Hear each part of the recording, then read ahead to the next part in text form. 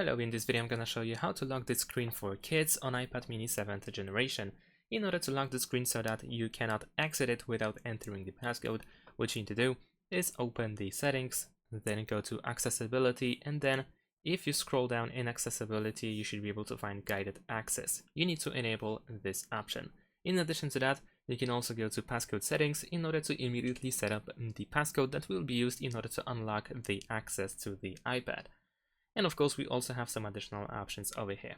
Now, if you want to turn on the guided access and lock the screen, what you can do is open the app. And once you are in the app, what you need to do is tap the top button or power button 3 times.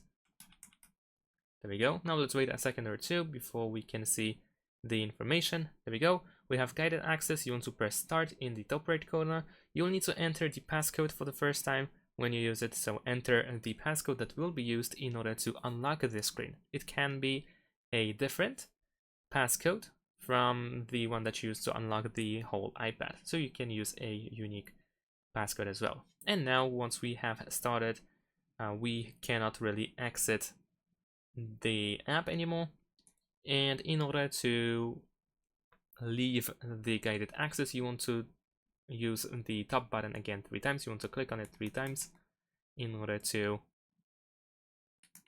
there we go, we have the passcode, so you want to enter the passcode that you provided, and then you can press end over here in the top left corner. In addition to that, we also have options where you can enable and disable things. You can also enable the time limit if you want to, and so on and so forth. So if you press end, then you will see the information that guided access ended. And now we can once again close the app. And that's it. Thanks for watching, leave a like and subscribe to my channel, and see you in my next videos. Bye!